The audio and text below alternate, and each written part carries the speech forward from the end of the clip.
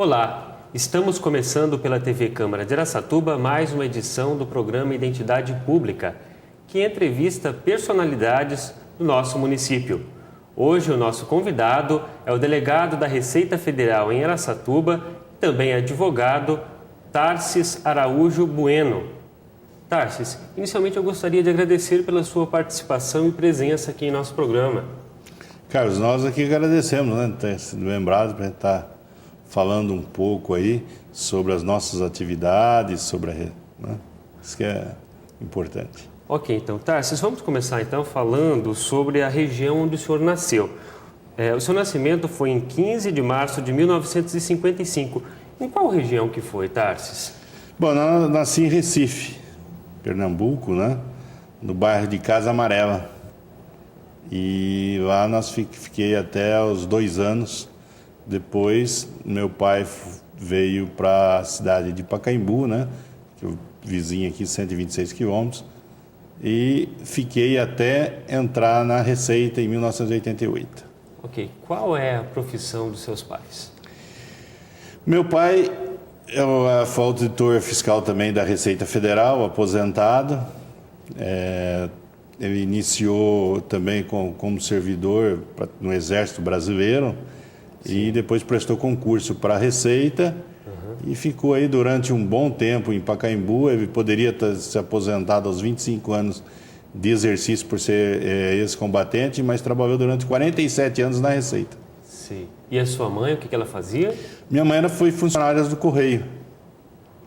Antes de ser empresa brasileira de Correios e Telégrafos, né, função pública também.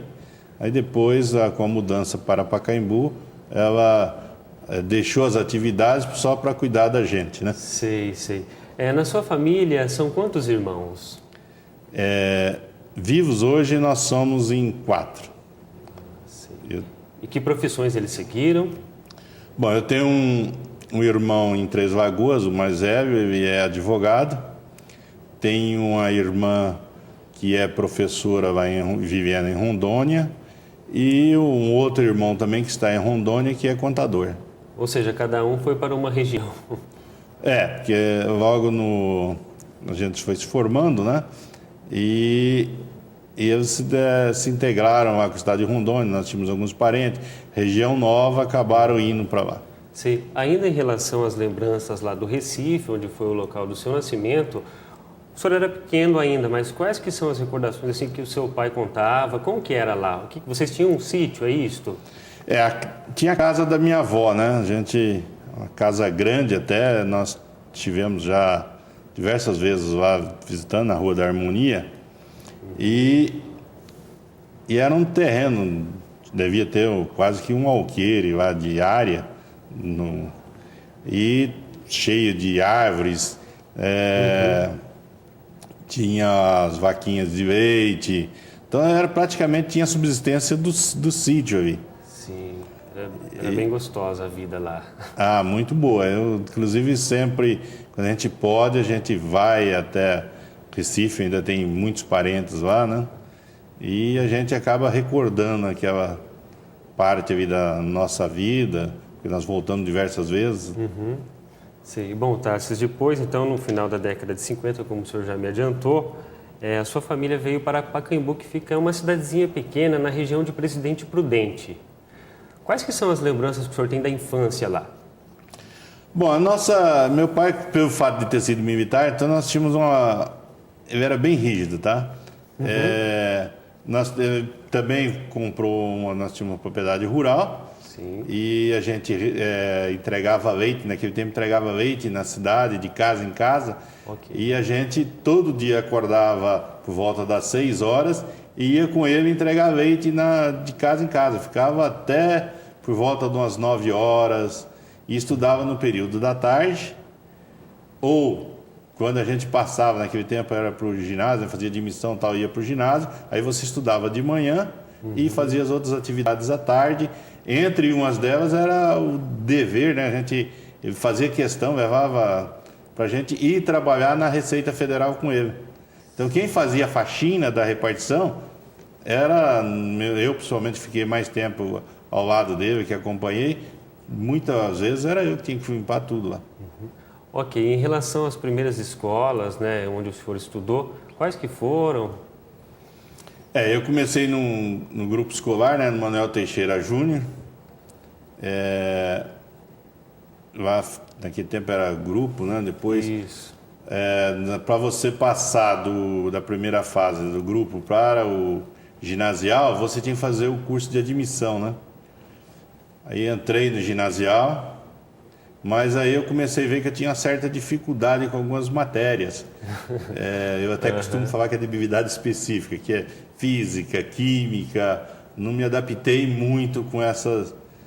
E procurei dessa forma fazer o curso, mas eu fiquei meio perdido. Eu falei, que você.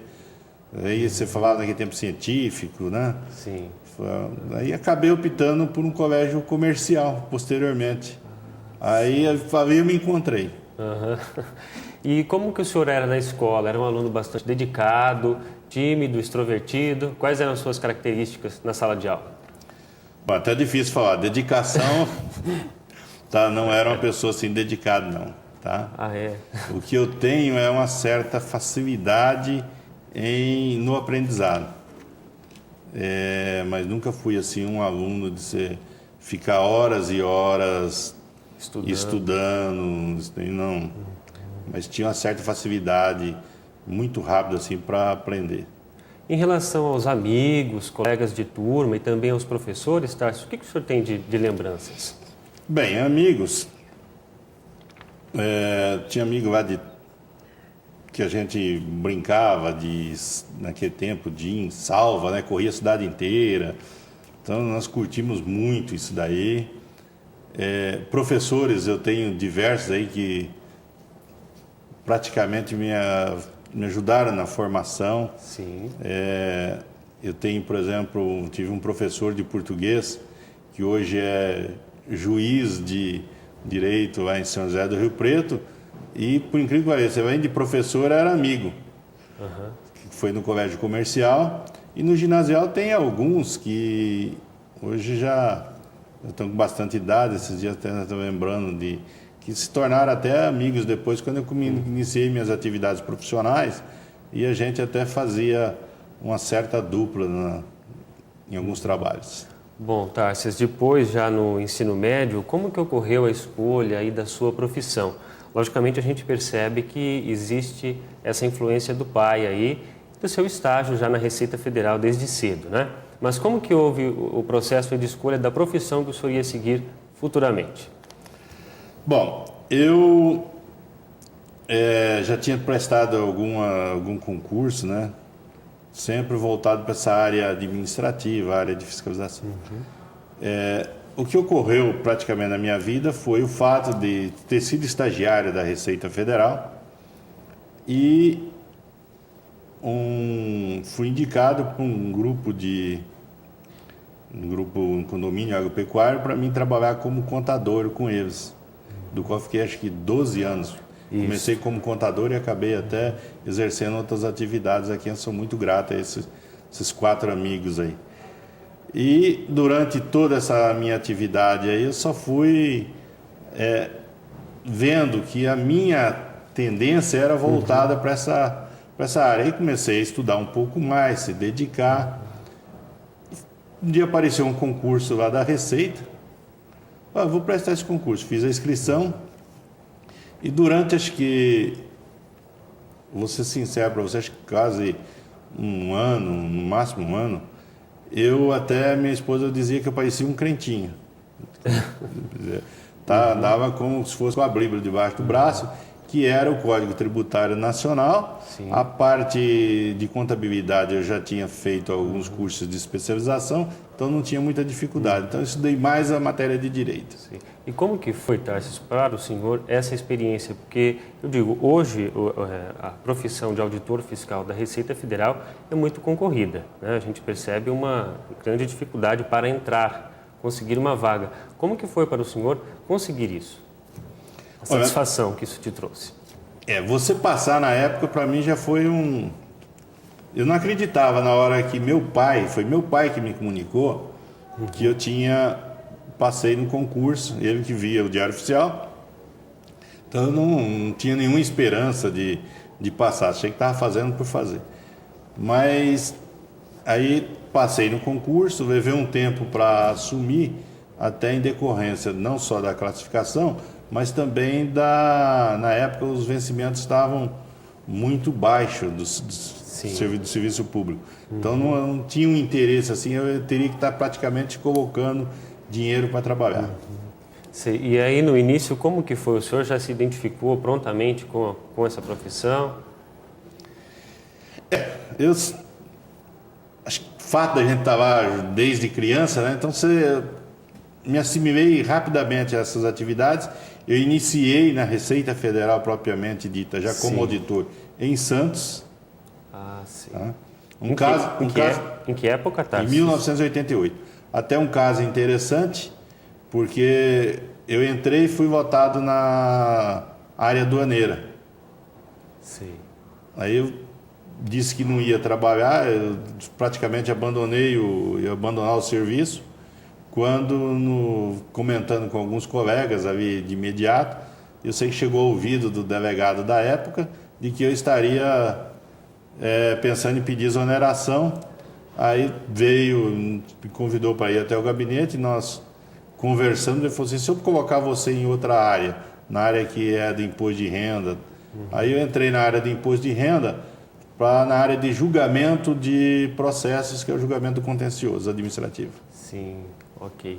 Bom, Tarcísio, o senhor também é graduado em 3 profissões: Ciências Contábeis e Ciências Econômicas pelas Faculdades Integradas de Marília e também em Direito pelo Centro Universitário de Toledo. Qual foi a contribuição que essas formações trouxeram para a sua vida? Bom, a de Ciências Contábeis eu digo que é o nascedouro da minha vida, tá? Com o conhecimento que eu adquiri na faculdade, então logo eu acabei o curso, já fiz uma especialização de auditoria e análise de balanço, foi o que me deu toda a carga para mim prestar o concurso. Então essa é a matéria econômica, a ciências econômicas, surgiu porque eu tinha acabado a graduação e poderia já estar fazendo a outra logo de imediato, eliminando diversas matérias.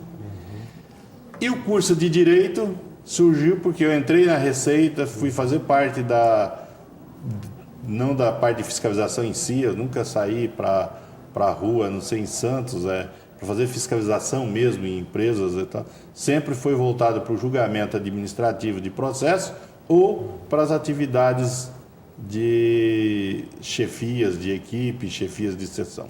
Ok, Tarcísio, nós continuaremos esta conversa daqui a pouco. O programa Identidade Pública de hoje está recebendo o delegado da Receita Federal em Araçatuba e também advogado, Tarcísio Araújo. Nós faremos um breve intervalo e voltamos já.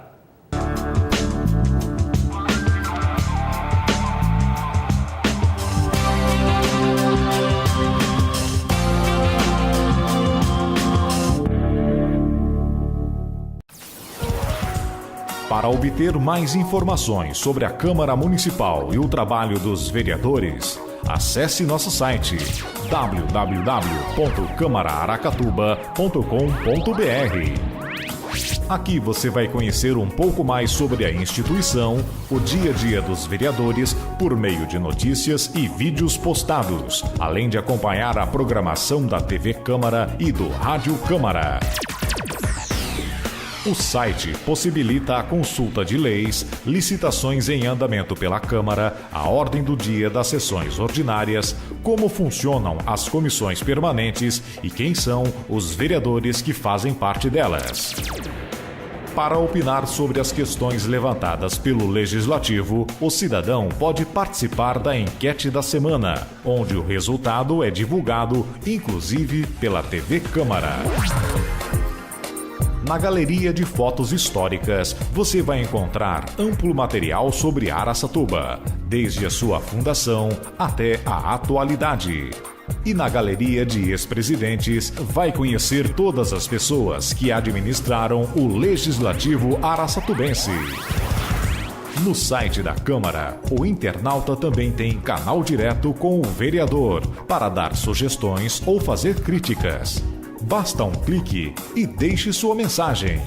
www.camaraaracatuba.com.br. Câmara Municipal de Araçatuba. Todo o poder emana do povo.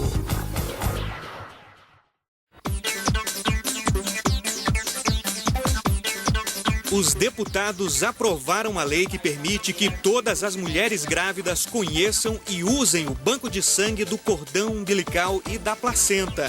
O material, rico em células-tronco, fica congelado durante anos e é usado em transplantes de medula óssea. A doação voluntária pode ajudar a salvar a vida de milhares de brasileiros que sofrem de leucemia.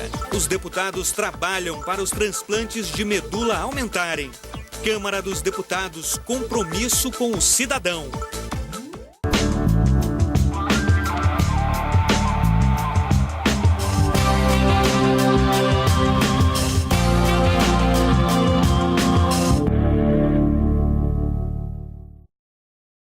Estamos de volta com o programa Identidade Pública, que hoje recebe o delegado da Receita Federal em Araçatuba e também advogado Tarsis Araújo.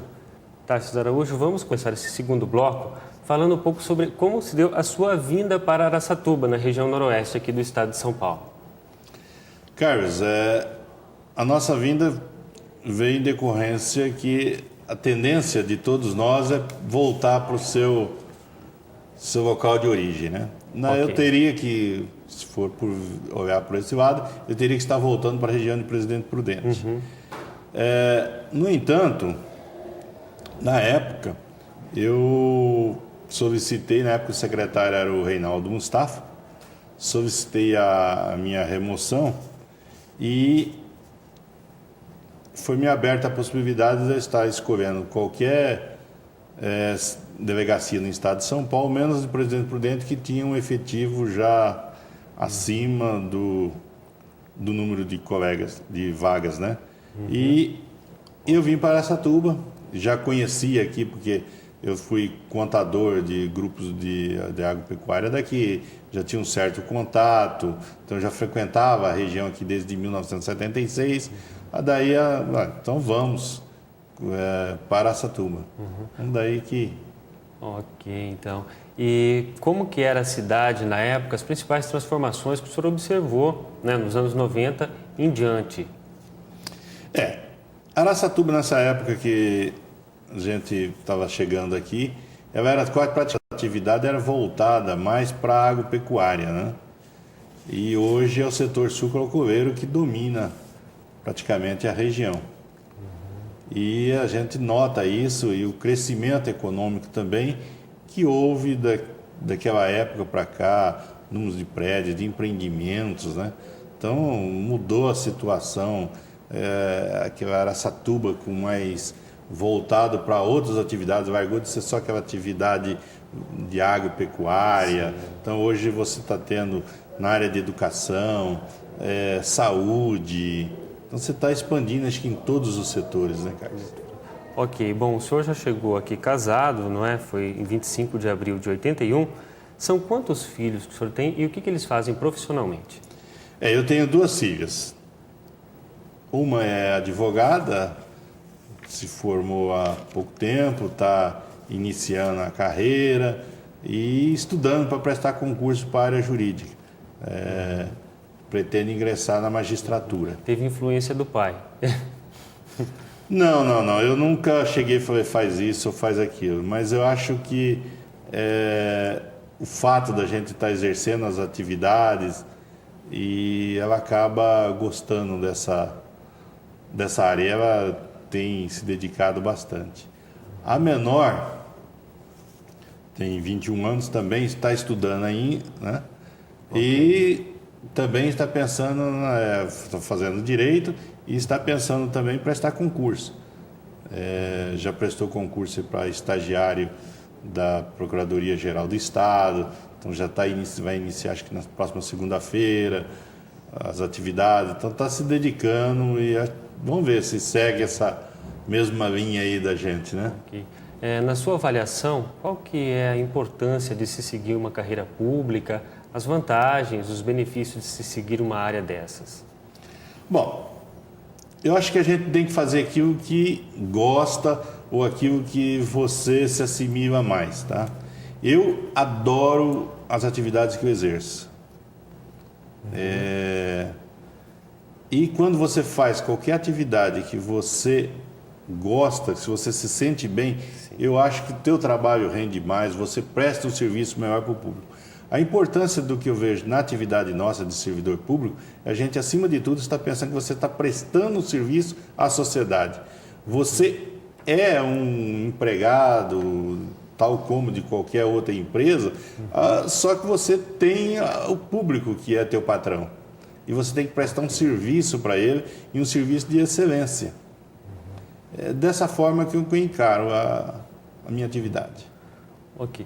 Tarcísio, uma questão que os telespectadores fazem é em relação ao que é da competência da Receita Federal.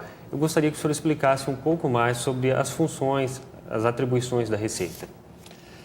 Bom, as atividades da Receita Federal são praticamente a vertente principal, que é o acompanhamento, né, da realização do crédito tributário e hoje também do crédito fazendário. Ou seja, a Receita Federal realiza a fiscalização, a arrecadação e fiscalização de todos os tributos da área fazendária, tais como imposto de renda, pessoa física, pessoa jurídica, COFINS, né? E recebemos, a partir de maio de 2007, o trabalho também da arrecadação previdenciária. Então, toda a arrecadação previdenciária hoje e a fiscalização é de competência também da Receita Federal. Além do mais, nós temos as atividades de controle do comércio exterior, né, que são acompanhar as exportações e as importações, principalmente o contrabando, o descaminho, que é o que vem dia a dia crescendo em nosso país. Sim. Aqui na região de Araçatuba são mais de 80 municípios, não é, na área da abrangência da Receita Federal. É possível se traçar um perfil das principais ações executadas aqui na região? Nesses 84 municípios, nós temos hoje, nós dividimos a delegacia, né, os colegas, por trabalho, por equipe. Nós temos uma equipe voltada para a área fazendária, os tributos da área fazendária, né, que eram os antigos da Receita Federal, e temos uma parte que para a área previdenciária. E um grupo também voltado para as atividades de combate e repressão ao contrabando.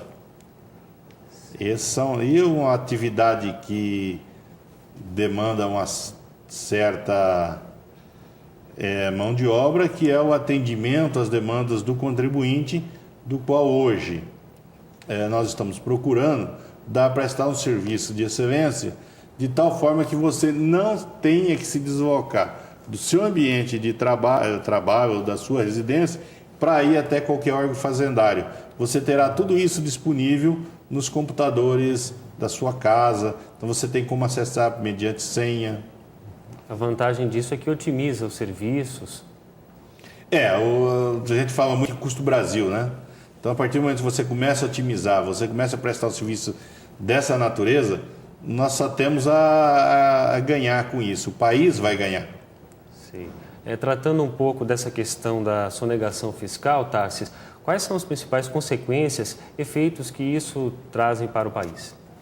Bom, em primeiro lugar, a gente tendo a visão de técnico, você tem um orçamento público, você necessita daqueles recursos para você manter diversos programas de governo. Tá? Se você deixa de pagar esses tributos, o que acontece? O Estado é obrigado ou a buscar recurso no mercado, né, para financiar suas atividades, ou um outro vai ter que ser mais onerado para estar cumprindo essa cota, porque a partir do momento que nós resolvemos viver em sociedade, a gente quer um monte de benefícios, né? Sim. E esses benefícios custam. O Estado não é o Estado que tem dinheiro, é a sociedade. No administrador, ele nada mais é do que uma pessoa que está ali com a função de gerir esses recursos. E nós, sociedade, o dever de contribuir e acompanhar. Esse eu acho que é o principal ponto que nós não fazemos, que é acompanhar a aplicação desses recursos, questionar, participar. um outro aspecto em relação às declarações do imposto de renda, que tem se tornado um processo bastante informatizado e ágil nos dias de hoje. O senhor observou toda essa mudança, essa fase de adaptação? Eu lembro do imposto de renda, a primeira vez que eu vi era um formulário em vermelho, uma certa dificuldade, a gente tinha que ter uma máquina com um carro grande para datilografar, não poderia ter nenhuma rasura, não sei, o cara estava acabando a declaração, tinha que reiniciar porque você rasurou. E hoje nós estamos todos com processo eletrônico, você faz a declaração aí em minutos. E brevemente, há estudos já para isso, você vai receber a declaração pronta na sua casa. Nós vamos mandar a declaração para você. Pelo menos os elementos que nós temos. Você só vai ter que afinar, ajustar mais alguns elementos. Então, eu acho que não somente a declaração de imposto de renda, eu acho que diversos outros serviços, a tendência a gente seguir dessa forma, utilizar a informatização, esses bancos de dados, para facilitar a nossa vida no dia a dia. Muita gente questiona, fala, muita invasão de privacidade, coisas nesse sentido. Não é. A pessoa não tenha medo. Essa é a minha vida, está ali, eu acho que tem que ficar aberto. Qual que é a importância de se ter essas declarações corretas, enviadas, das pessoas realmente encaminhar e divulgar o que possuem? Bom, eu vejo por um ponto também que é a segurança do país, né? A partir do momento que você começa a ter todo esse fluxo de recursos que andam no país, ele sendo monitorado, sendo acompanhado, tá? Você diminui diversos outros meios aí que utiliza de dinheiro que corre à margem da economia, né? Para o contrabando, a corrupção e outros delitos aí. Então, é muito importante a gente andar com a vida certa, né? E não tem nada, né? Diz o pessoal, mas tem nada como colocar a cabeça no travesseiro e dormir tranquilo, né? Ok, Tarsis. Dentro dos quadros da Receita Federal, a gente vê que o senhor é um servidor de carreira, ocupando vários cargos. Quais foram os principais que o senhor teve até chegar ao de delegado da Receita aqui em Araçatuba? Olha, eu fui chefe de equipe, chefes de seção de arrecadação, chefe da seção de tributação que fazia julgamentos de processos. Fui assessor de delegado, fui delegado substituto de 2 colegas, acho que por volta de 8, 9 anos. E estou desde 2004, que o colega trouxe para mim assumir a função de delegado da Receita Federal em Araçatuba, do qual nós já passamos aí por 3 superintendentes e eu continuei no quadro ainda. Tarsis, tratando um pouco da sua vivência pessoal, nas horas vagas, nos momentos de folga, a que atividades o senhor gosta de se dedicar? É difícil, mas eu vou começar pelo que... Eu gosto muito de estar com os amigos, tá? Então, já vou logo... a gente tem diversos amigos, a gente sempre está no barzinho, tomando choppinho, jogando uma conversinha fora. Eu me relaxo muito a ver com aquelas atividades, então gosto disso daí. E aí em casa, pessoalmente, eu estou me dedicando ultimamente, né, a mexer com orquídeas, estou cultivando orquídeas. Então estou começando essa tarefa aí. É uma tarefa que eu acho...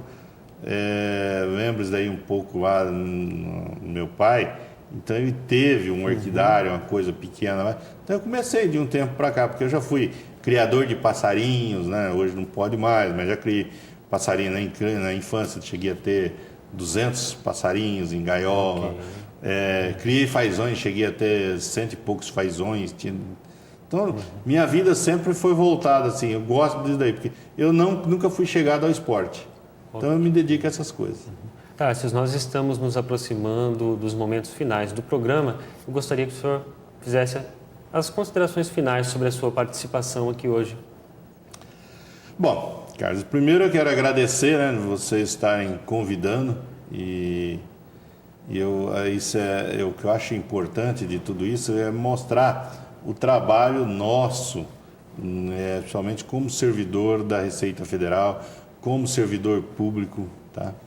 E mostrar acima de tudo que a gente tem como vencer na vida. Eu acho que tudo é dedicação. Nunca fui assim uma pessoa de falar estudo 24 horas por dia. Mas os momentos assim que eu estava fazendo qualquer coisa, eu sempre me dediquei, sempre mergulhava assim para atingir aquele objetivo. E eu acho que eu penso dessa forma. Minha atividade no dia a dia é voltado para isso. Inclusive até a gente brinca, né, que como a minha esposa dorme do lado esquerdo, né, então eu digo que eu durmo com a receita do lado direito e com a despesa do lado esquerdo. Muito bem, então, Tarcísio, aqui eu reforço o agradecimento pela sua participação. A você de casa que nos acompanhou, mais uma vez, muito obrigado e até a próxima edição do programa Identidade Pública.